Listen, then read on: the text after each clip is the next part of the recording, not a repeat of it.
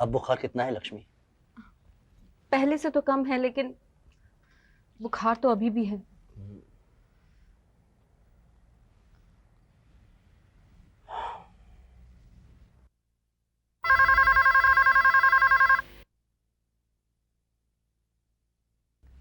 Hello. हाँ सुमन, मैं mummy बोल रही हूँ। कैसी हो बेटा? वहां सब ठीक तो है ना? मैं समझती हूँ बेटा, तुमने अच्छा किया। बिल्कुल। यहाँ यहाँ वैसे तो। हेलो। हाँ बेटा। हाँ हाँ। नहीं नहीं नहीं, यहाँ सब कुछ ठीक है। हाँ हाँ। तुम बेटा वहाँ सबका ध्यान रखना। हाँ। अच्छा अच्छा, मैं तुम्हें फोन करूंगी, ठीक है? अच्छा बेटे। हाँ। ओके।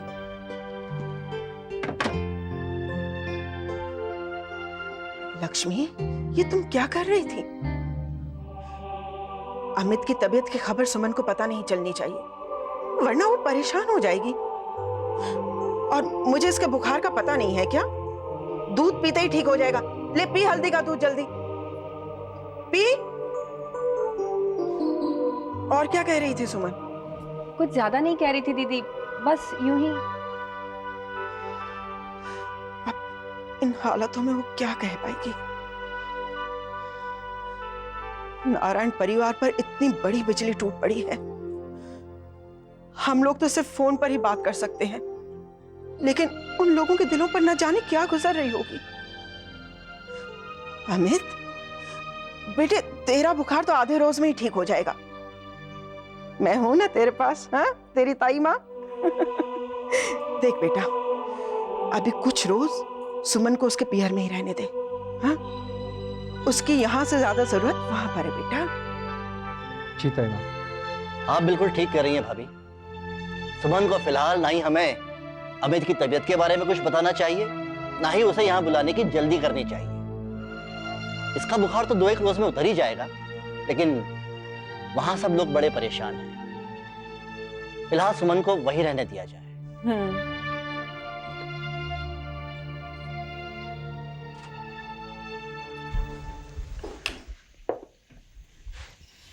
खाना लगा दिया है मम्मी।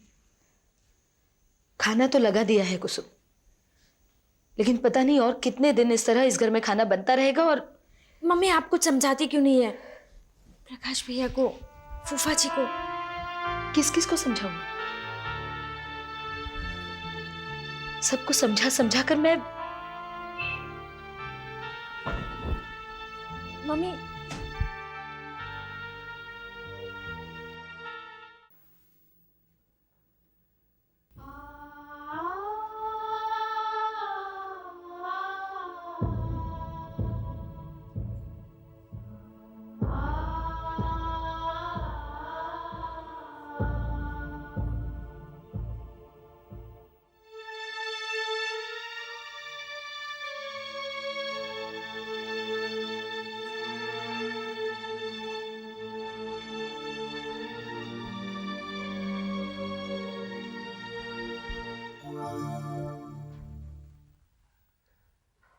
मैं संभालू भैया? नहीं सुमन, अपने आप थोड़ी देर में सो जाएगा। भैया, मुन्नी में ना बहुत ही अच्छी बात है, वो बहुत कम रोता है। हाँ, तभी रोता है जब उसे भूख लगती है। बच्चे कितनी आसानी से बहल जाते हैं ना भैया। बड़ों को समझना ना ही मुश्किल होता है।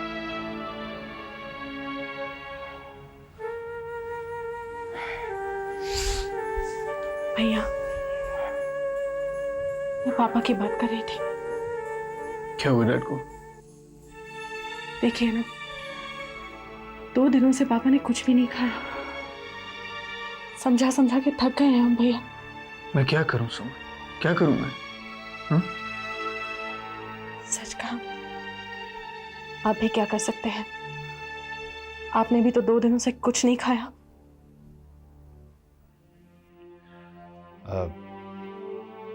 प्रकाश बेटा, मुन्ना सो गया ना?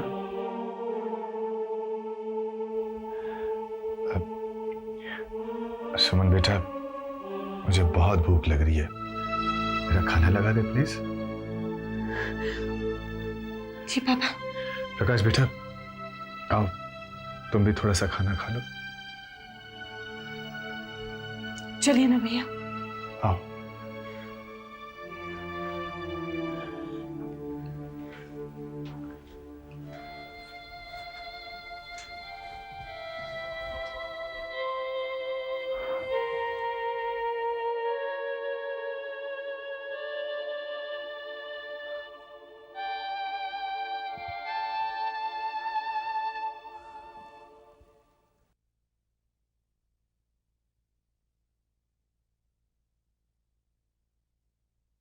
आओ सुमन बेटी। आओ प्रकाश।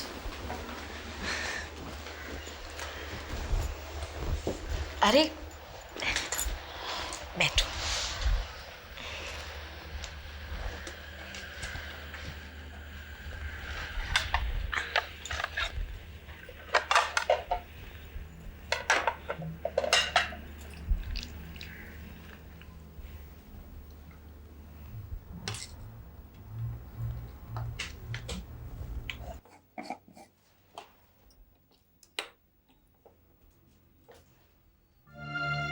ये क्या दीदी, इतना सारा अचार? कुसुम, तुम्हारे प्रकाश भैया को अचार बहुत पसंद है ना? मुझे भी तो बहुत पसंद है दीदी। इसीलिए तो मैंने पूरे साल भर का बना दिया है। साल भर का? हाँ कुसुम, जब तुम सब और तुम्हारे प्रकाश भैया ये अचार खाओगे ना, तो उसके साथ साथ मुझे भी याद करना, ठीक है?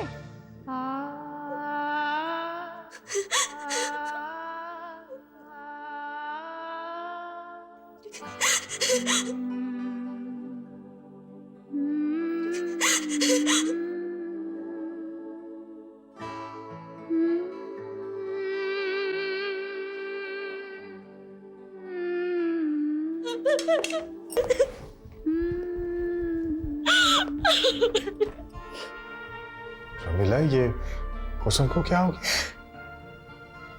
जीजा जी, ये अचार सुप्रिया ने बनाया था,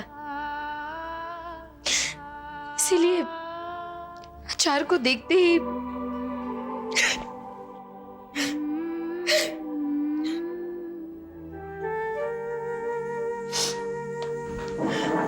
भैया, भैया,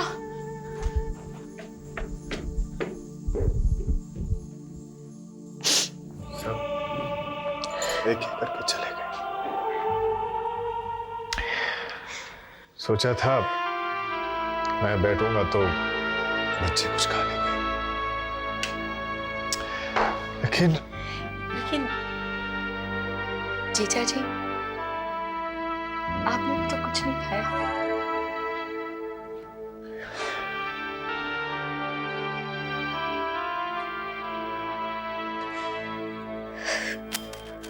लीजिए ना। हाँ लो, मैं ये कह रहा हूँ, यहाँ के बैठ गए तो 2-4 बार फिर भी खाली हो जाएंगे। हाँ, अरे बाहर तो भाई बड़ी गड़बड़ है। अरे साहब, थाली बाद में दूसरे सुप्रिया को नाम पे ले आ जाए, रोज को किस्सा है।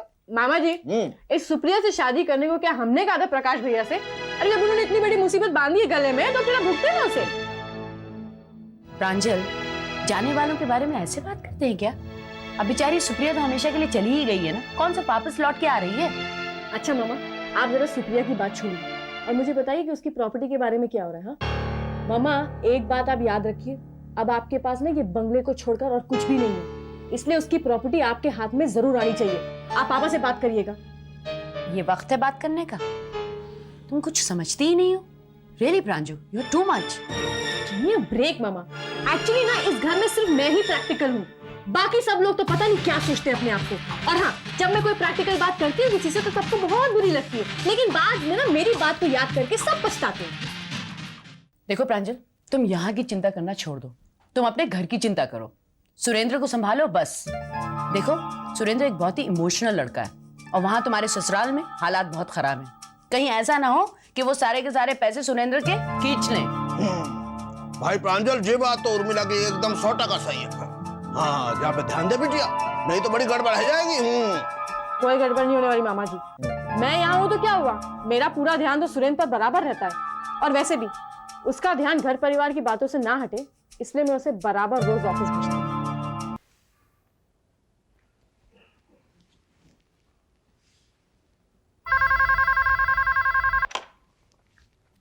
हेलो, कौन? वही जिसे आप भूल गए हैं, दोबारा मिलने का मौका तक नहीं देते। ओह सुजाता, एक्चुअली मैं इतना परेशान था कि मैं तुमसे बात नहीं कर पाया। इसीलिए तो कहती हूँ, मुझे एक बार मिलने का मौका दीजिए। एंड बिलीव, मैं आपकी परेशानियां बढ़ाऊंगी नहीं, उन्हें कम ही करूंगी, चाहे जैसे भी करना। तो कहिए, आज मिलने आ जाऊं? अभी इसी वक्त? अभी इसी वक्त? हाँ, बहुत जरूरी काम। नहीं, अभी तो मैं बहुत बिजी हूँ। तुम तो फिर कब आऊं? फिर कभी आ जाना तुम। ओके? ओ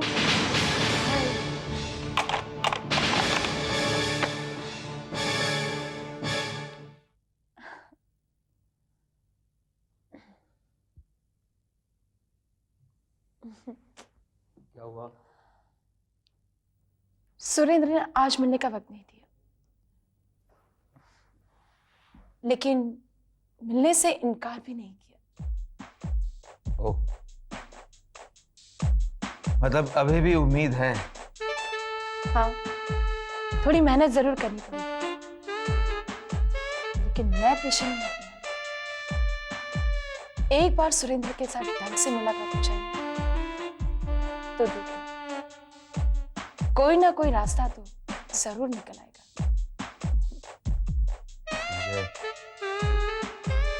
कोशिश करती रहूं। All the best. Thanks.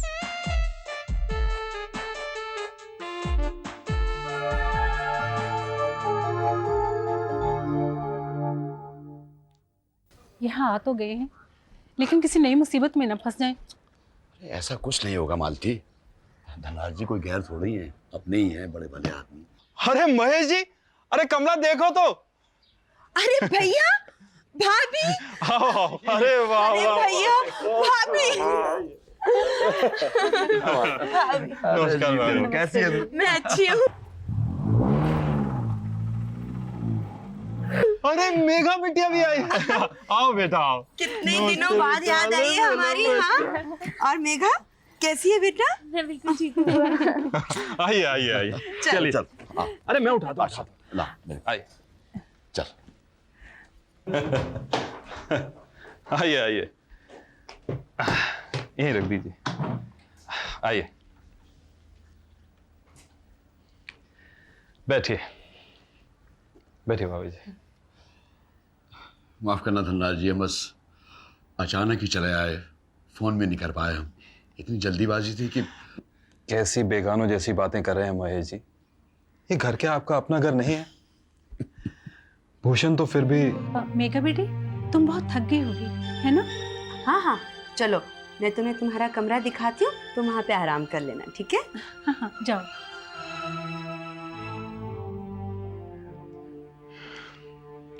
Mahesh ji, Bhushan तो फिर भी कभी कभी यहाँ आ जाया करता था, लेकिन आप लोगों को तो बरसों बाद हमारी याद आई है। मुझे बहुत शिकायत है आप लोगों से। बैठिए। बेटी, ये है तेरा कमरा, अब जैसा भी है यही है, लेकिन यहाँ तुझे किसी चीज की परेशानी नहीं होगी, और कोई भी चीज की जरूरत पड़े तो मुझे जरूर बता देना, समझी? जी बुआ जी। देख बेटी, मैं तेरी माँ जैसी हूँ, बचपन में बहुत खिलाया है मैंने तुझे, और महेश भैया और भाभी का तो हमारे घर में बहुत आना जाना था, और भूषण तो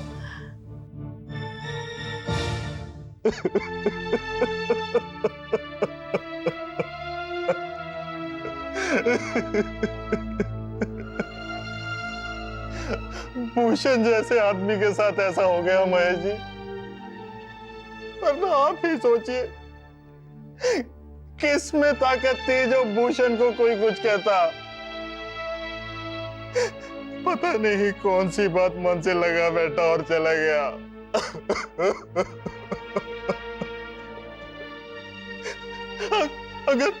अगर मन में कोई बात होती तो आपको कहता, आप कुछ करते, हम कुछ करते। शांत हो जाइए धनराज जी, शांत हो जाइए। हमें देखिए, हमने भी तो कलेजे में पत्थर रख लिया, आपको भी रखना पड़ेगा। हमारे सामने कोई रास्ता ही नहीं है। भाई साहब ठीक कहते हैं, भूषण की हमें क्या कम याद आती है, लेकिन आप अपने आप को कंट्रोल कीजिए। मेघा तक अगर आवाज पहुंच गई तो उसके दिल के घाव और हरे हो जाएंगे। आप लोग बैठिए, मैं चाय नाश्ते का इंतजाम करती हूँ।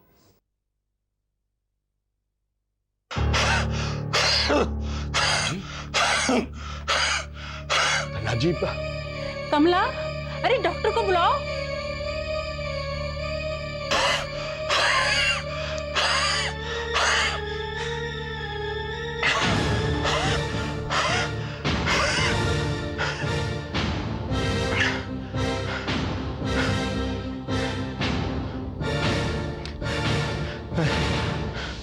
मैं बिल्कुल ठीक हूँ।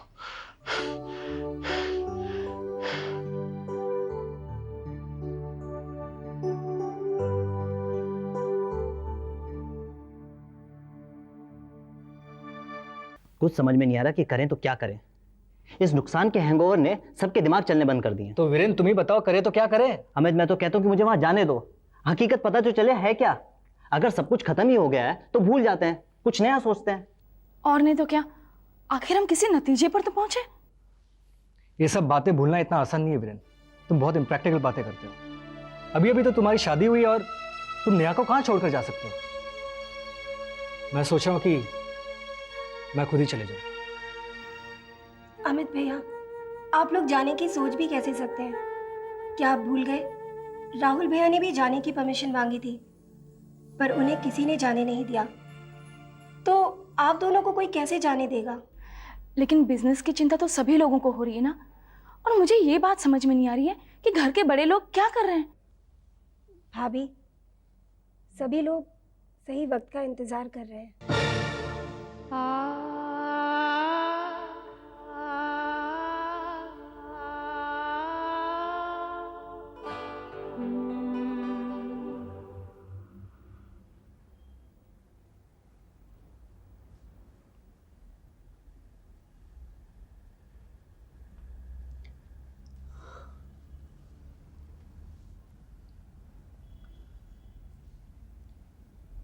आखिर कब तक वक्त का इंतजार करोगे राहुल? मेरे हिसाब से तुम्हें कुछ करना चाहिए, वरना एक दिन हम बर्बाद हो जाएंगे। सुषमा, देखो राहुल, मैं तुम्हारी पत्नी हूँ, दुश्मन तो नहीं। और फिर तुम्हारी सबसे ज्यादा वेल विशर तो मैं ही हो सकती हूँ ना। लेकिन शायद मैं अपनी बातें तुम्हें समझा नहीं पाती हूँ। प्लीज राहुल, बुरा मत मानना। मैंने तुम्हें बिजनेस में शामिल होने से मना किया था, लेकिन तुमने मेरी बात नहीं मानी। चंद्रिका ने अपनी मर्जी से प्रॉपर्टी के पेपर्स मेरे हाथ में दिए थे, लेकिन तुमने उन्हें फाड़ डाले। इतना सब कुछ होने के बावजूद हमेशा तुम भला बुरा मुझे ही कहते रहे। जरा ठंडे दिमाग से सोचो राहुल, क्या ये सेफ्टी, सिक्योरिटी, ये सब सिर्फ मैं मेरे अपने लिए सोच रही हूँ? एक पत्नी होने के नाते क्या ये सब मैं अपने पति के लिए नहीं सोच सकती? एक माँ होने के नाते अपने बेटे के लिए नहीं सोच सकती? राहुल, मैं तुमसे पूछती हूँ, तुम मेरी जगह होते तो क्या तुम अपने पति और अपने बेटे के लिए ये सब नहीं सोचते?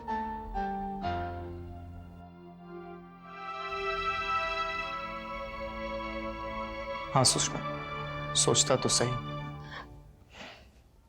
बस राहुल, मुझे इतना ही कहना है।